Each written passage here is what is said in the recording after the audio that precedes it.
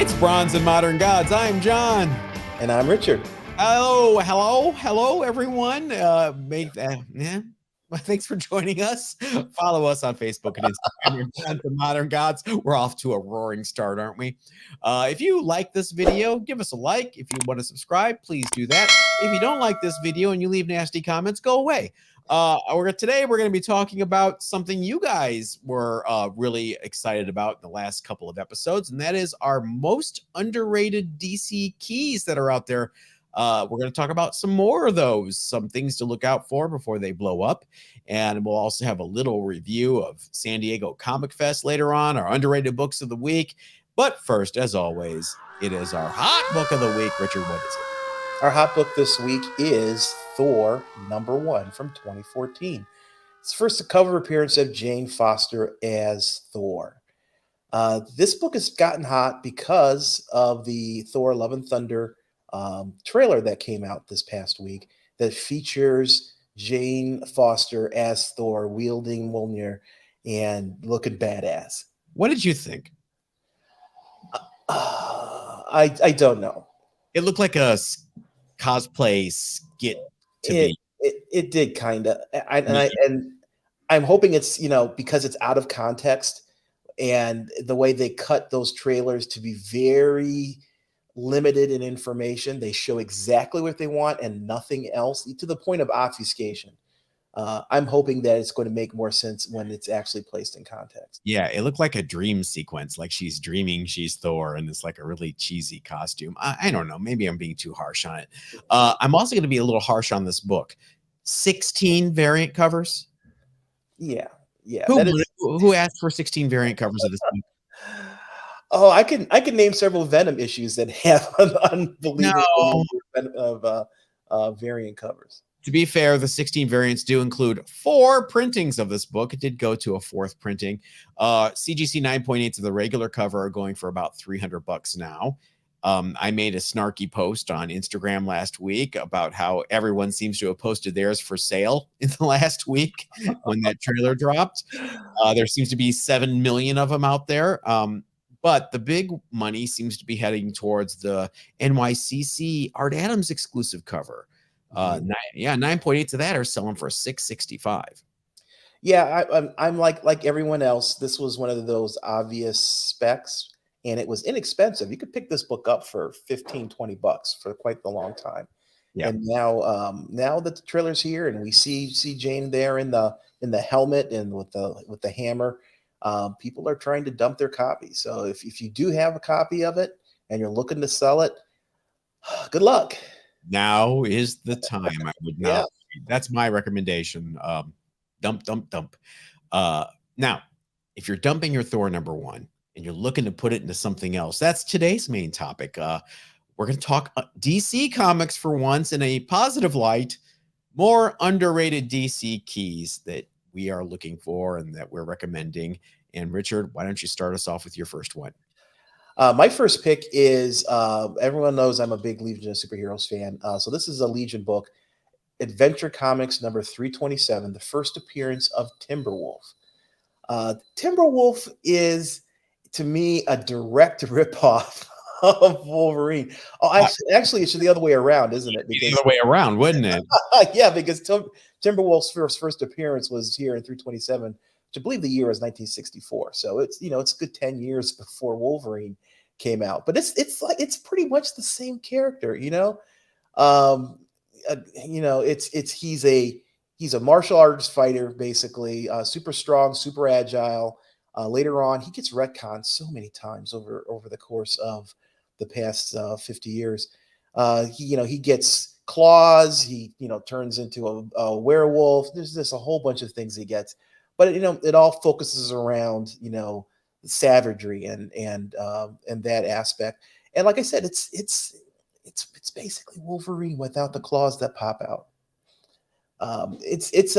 He's a great foil for the rest of the Legion team. The rest of the Legion team has always been kind of I don't want to say stuck up, but very it comes from the age of the comics, which were in the early 60s, mid 60s, and everyone's a reflection of Superman of that era, who was very straightforward, very upright, etc. This character add a little spice to that mayonnaise sandwich. His the raws for him for this book is about they go for around $20 to $40, which is just to me a steal for a character. I think if you're looking to have a foil in a Legion movie or TV show, this is a great character to use. 8.5s are only $320, so it's still an affordable book. It's a character I think is pretty important to the Legion mythos, and I think the opportunity to buy it is now. Look at that cover. I mean, talk about mayonnaise and white bread. The cover, main Superboy story is like the typical 60s Superboy story, but then you have poor little Timberwolf at the bottom there. He is on the cover, but it's a little itty bitty stripe there. So yeah, bummer. My first pick for an underrated DC comic is Showcase number 6, the first appearance of the Challengers of the Unknown by Jack King Kirby. You guys know I love Kirby. This is pretty much a dry run for the Fantastic Four. Now, it's 4 guys who get into a plane accident and they're living on borrowed time because they survive and they decide to become adventurers. They don't have superpowers yet. But it is kind of like, okay, 4 adventurers go up in a space rocket and crash land. They get powers. We know how that story ends. A 6.5 is Showcase number 6, sold last month for $5,280. So maybe it's not fair to say this is completely underrated because after years and years of just being ignored, it's starting to show some signs of life. They have no ongoing title right now. No movie or TV show buzz, but they are, you can't forget, they're one of the building blocks of the Silver Age DC universe. They came right after the Flash. Flash was Showcase 4. Right. This is Showcase 6. And hey, Jack Kirby, there you go. Yeah, 6.5, $5,000 for a book from the 1950s. I think that's a fair price. So yeah, it's not, cheap, but it has room to grow, I do think. Speaking of room to grow, I saw your next pick and I was like, doesn't everybody know about this book? But you have good reasoning. Hit my next pick is Green Lantern number 87 from 1971. It's the first appearance of John Stewart. That's where people typically think of this book. You got John Stewart on the cover. He's the focus of this particular book. But what a lot of people forget, it's also the second appearance of Guy Gardner, who I think is one of the most important characters in the Green Lantern mythos. So you get a double key here. You get both. You get John Stewart's first and Guy Gardner's second, and the prices are still affordable. As are most of the Green Lantern keys. Even though we know Green Lantern's coming to the screen, there really isn't a whole lot of movement on these Green Lantern keys in terms of we've seen explosions of pricing on all the Marvel keys. Green Lantern ones have stayed more tempered, let's say. Yeah. I wonder what the first appearance of Guy Gardner's moon boots, that outfit with the moon boots. It's got to be a Joe Staton issue from the Green Lantern Corps, like in the late '80s. But those things are iconic on him, aren't they? That's an underrated book. The first Guy Gardner moon boots. Another one that may seem, this is not underrated, John, along the lines of your pick for Green Lantern 87, but I still think there is a lot to grow here, and that's Hawkman number 4, which is the first appearance of Zatanna. The fact that she's not on this cover has always held this book back. It's a great Murphy Anderson cover, but there's no Zatanna on it. You can get a 7.5 for under $1,500. That's crazy. That seems absolutely insane to me, especially with all the movie and TV rumors swirling around this character. Something is going to happen with Zatanna. She's so iconic, and the fact that this book is still under $3,000 for a 7.5, even half of that is, I don't know, it just seems like a big opportunity for you. It does. Zatanna is one of my favorite characters, and as you mentioned, there's a lot of rumors swirling around about her being in some property, and it's to me it's a logical one. We've already seen her in some of the animated series. And she fits perfectly into the whole storyline there. I could definitely see her in the real life shows as well. And I queued you up for your next one. Hit it. Yep. My next pick is Zatanna number 15. This is a gorgeous cover by Adam Hughes. It's all black with Zatanna in the middle of the frame, and it's just typical of his style. Very very realistic in its design, but it's all black. The whole cover is black, and it makes it really, really tough to get this book in high grade. I've tried. Color rubs, spine Yes, ticks, they just show up all over the place on this book. I have tried several times to get a 9.8 candidate of this book and have just fallen flat. I would recommend, if you're looking at this book, to just go and bite the bullet and buy a 9.8 slabs, because it'll save you so much heartache when your 9.8 candidate comes back a 9.6. It's just that bad. But this cover is just gorgeous, and I picked this is a pick for the cover. He did a number of other covers in this particular run, but this one is my favorite. And well deserved. Adam Hughes is a classic. Back to Adventure Comics. My next one is inspired by an Instagram post by our friend Turtle Toy Huntress, who grabbed a really low grade copy over this weekend at a convention she went to. And I thought, wow, that's a good book. And that's Adventure Comics 283. If you don't know, this is the first appearance of the Phantom Zone and General Zod.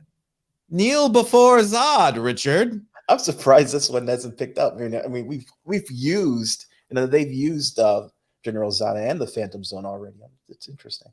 He could be the next Black Adam, really. I mean, the average person on the street does know Zod from Superman 2. There is mainstream knowledge of this character. An 8.5 of this first appearance sold this past February for $2,247. And again, just seems insanely low for me. This book is from the very early 60s. Marvel first appearances from that same contemporaneous period go for much, much more than that. First Doctor Doom. So it just seems like a big underrated book. Yeah, I wonder if it has to do. Look, we're in the 60s, and Adventure Comics is already up to issue 283, right? So there's some, maybe people are exhausted. There's a little fatigue in there because of the long run for this particular series. Well, Superboy, the Phantom Zone's on the cover. There he is, like, Dad, help me. I'm immaterial. Zod's not on the cover. That, again, is probably holding it back a bit. But moving in our time machine through the Phantom Zone years later, decades later, your next pick is somewhat recent. Yeah, I picked Batman #2 from the New 52. This is the first appearance of Talon and the Court of Owls. The Court of Owls is this league of assassins that the ruling families of Gotham employ to keep control. And to me, it's a great, great villain. One of the problems with Batman's villains is they tend to be these singular characters that it's hard for him to fight in an epic battle with just one guy. You got the Miracle Molly. Pardon? Miracle Molly. Yeah. I'm sorry. My weekly bashing of Miracle Molly. Go on. You look at all the classic fights. You got the Joker, and you got the Joker, his gang of random people, and they're faceless. And, Joker is the main villain, and all the rest of them are basically appendages of Joker. I think the Court of Owls has an opportunity to expand the villain in Batman movies and make it more than just a singular character. There are a number of different Talons that all have personalities and can interact with Batman and put him at serious jeopardy. Some of these villains in the past, you always wonder, is Batman really in trouble here, or is he just going through the motions to fill 2 hours so he can capture the bad guy at the end? So the Court of Owls is, I think, a very, very good villain. Matt Reeves, the director of the current Batman movie, has mentioned Court of Owls as one of the potential villains. He wants to make it into a trilogy. He wants 2 more movies. And, the Court of Owls could be a potential villain in one of those 2 movies. Raws are still $20. You can go on eBay right now and buy Raws all day long for 20. Get a 9/8 candidate for 40 if you want to spend the extra money, or just spend $300 and get a 9/8, already slabbed. I think it's a good buy. I think it's a really safe buy because there's certain Batman issues I think in New 52 that are really important. And I think this one is it. Did you say Batman can be in a movie for 2 hours fighting someone? I'm sorry. I should have said three. Thank you. Not sure where the 2 hours you're getting is coming from, but okay. My final pick is I'm cheating. I'm going to tell you right now, I'm cheating. It's Captain Atom number 83. Technically a Charlton comic, but it is the first appearance of the Ted Kord Blue Beetle, who is a DC character now. A 9.2 of this book, which a 9.2 Charlton from the 60s. Wow, that's basically a 10. Right. With their quality was horrible back then. Their stellar production values and paper stock, and it's sold in January of this year for $1,600. Now we know a movie is coming next year. We know it features the Jaime Reyes version of the Blue Beetle, but this Ted Kord reboot is the first, I think, most lasting reboot for this character. Even the Jaime Reyes version uses a riff on the Ted Kord, Steve Ditko designed costume. So people love Ted, Blue and Gold, Booster, and Beetle, Blue Beetle. I'm not sure what Ted Kord's status is right now in the DCU. I know there is just a Blue and Gold miniseries that just finished. I don't know if it takes place in the past or if Ted's still around. Let me know in the comments. I should know this, but I don't think you can go wrong with a good, solid, nice copy of Captain Atom 83 if you could find it. Oh, sounds awesome. Yeah, definitely. I remember these old Charlton books. They were a challenge. Is 9.2 the highest grade for this book? I would not be surprised. I don't know if it's the highest. It's the highest recent sale that I found. The thing about Charlton in the 70s, in the 80s, before they went out of business, when we were coming up, it was always the last friggin' resort. You had bought every other book on the Dairy Mart shelf from Marvel and even some DCs, and you were down to like the war comics and the romance comics, and you're like, okay, I can't buy a Sergeant Rock. I just can't do it. I can't buy a copy of The Unknown Soldier. Here's a superhero Charlton comic over here, E-Man. I'll give that a shot. And you're like, what? I don't get it. I have appreciation for it now. As a kid, Charlton was like, ooh, yeah. It was weird in the early 80s. They tried to reboot and do a little more superhero stuff, and that was still the last resort for me. But gosh, that was like almost 40 years ago. I don't know. Yeah, it's 25 years plus something, right? Yeah, I was going to try to do a transition to our favorite segment from everyone, the 25-year rule. Okay, if you're new here, the 25-year rule is when we go back to 1997, that's saying that you want to relive your childhood from 25 years ago. 25 years later, you're buying the stuff you loved when you were a kid. So that is the 25-year rule. This week, we are featuring Amazing Spider-Man number 424. Richard, look at that cover. Who do you think the guest star is? Gee, I don't know. Is like a bikini bottom, a couple of size. There's so many possibilities here.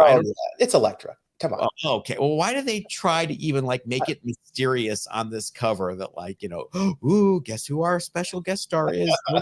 Don't spoil it for anyone if you buy this book. Yes, it is indeed Elektra, guest starring in a Spider-Man title, just as Frank Miller intended.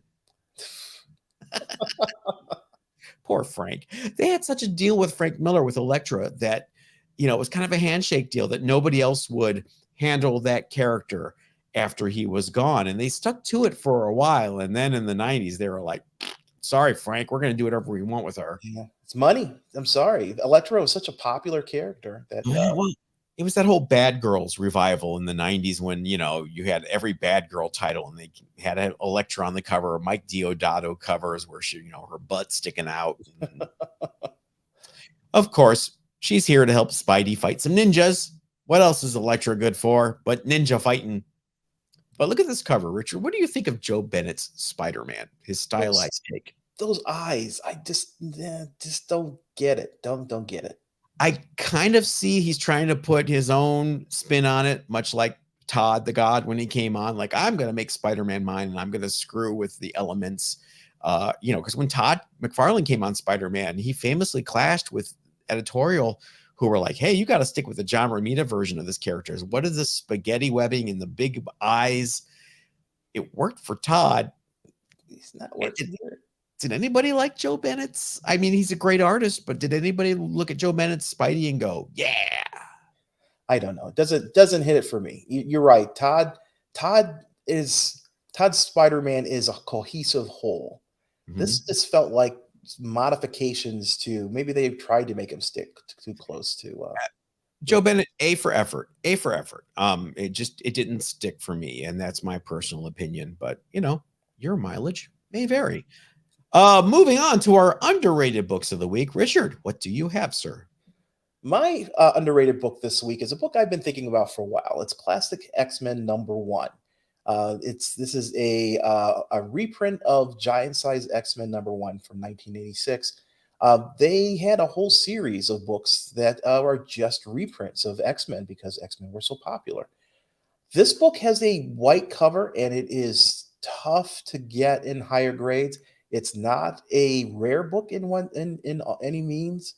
I have dug through several dollar bins and come across this book. But the trick is to get it in the high grades.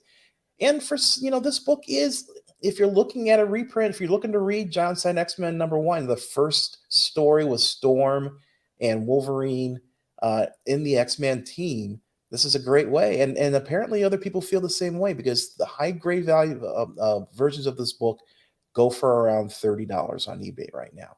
So you can go to a dollar bin, find a good quality copy of this for $1, turn around and sell it for 30. This is capitalism here, people. I think a lot of people are they're buying it less because it reprints Giant Size X-Men #1, and they're buying it for that classic Art Adams cover. I mean, this cover has been repurposed for licensing, for posters, you name it. The Wolverine pose alone has been pulled out and used for other things. So I think it's the cover. Keep in mind, the reprinting of Giant Size X-Men #1 in here is an abridged version with new material at the front and back by Claremont and John Bolton, which adds shading to, what was Storm thinking when she joined this team, and all classic Claremontisms, retconning and revisionist history. He controlled this at this point, and he controlled the X-Men, and he did not write Giant Size X-Men #1. People forget that too. Len Wein wrote Giant Size X-Men. I did know that. Claremont came on with X-Men '94, and it was scripting from a Len Wein plot. In addition to that, he took over fully with X-Men '96. That was 100% Claremont. So I think this was Chris Claremont's way of, okay, I'm going to go back and add my shading to this, and things that we know are going to happen later, I can foreshadow here and be effective. So you're right. It's not a hard book to find. I'm shocked that it's going for $30 raw in high grades, but I guess it's also getting on 40 years old. So yeah, it's up there. Crazy. My underrated book this week is one that I cannot believe. I took a picture of it when I was at San Diego Comic Fest this weekend, sent it to Richard and said, hey, high grade, do you want this? And you said no. It is FOOM #4 with a classic Doctor Doom cover. Richard, I'm worried about you. Are you okay? There's a method to my madness. We talked a bit earlier today about an acquisition that I am aspiring to. Okay. And to do that, I have to be very, very frugal with my comic book purchases. I was stunned when you told me pass on this book. The highest graded sale in GPA that's showing was for a CGC 9.4 in March of 2018 for $270. I was at San Diego Comic Fest this weekend. I saw a bunch of people that came up and said hi. Thank you, guys. Ed, Gary, Paul, whoever came up and said, hey, I appreciate it. Ian. The guy, I estimated the copy I looked at that I sent you a picture of was about a 9.4 or better. He wanted $250 for it. I thought that was an incredible steal. Yeah. I almost bought it myself, but Mhm. I had other things I wanted to buy. So to hear you pass on that was like, do No, I yeah. do I Like need I said, there's method to my madness, okay. and yeah. We'll see. We'll see. We'll see how much money you earn and how much you're gonna spend. But I still think for everybody else out there, FOOM #4. Look at that cover, Jack Kirby. You can't beat it. Just it's Doom front and center, monochromatic. Love it. Uh, I am so mad. I have had multiple opportunities to buy Fooms, and I just passed them up because to me they're fanzines. There really just wasn't anything there. Somebody sold a full set of Fooms for I think it was $1,200 they went for. Oh, and looking back now, I wish I had pulled the trigger. not to try to one up you. I honestly am not, but I've had all of these in the past. I had the X-Men cover where it's the preview of the new X-Men. I had the Jack's Back John Byrne cover when Kirby came back to Marvel in 75. I had the Howard the Duck running for president cover. I had all these Fooms and I've sold them all over the years because they're magazines. I hate storing Yeah, magazines. yeah. And now I wish I had them all back. What can you do? Okay, on that happy note, we're going to wrap up for this Monday. Richard, remind everybody where they could find us, please. On Facebook and Instagram, you can find us at Bronze and Modern Gods, and on the website, you can find us at bronzeandmoderngods.com. Give us a like, subscribe. It helps us out. We really, truly do appreciate it. Leave some comments, and we will see you next time. Thanks, everybody. Yep, everybody stay safe.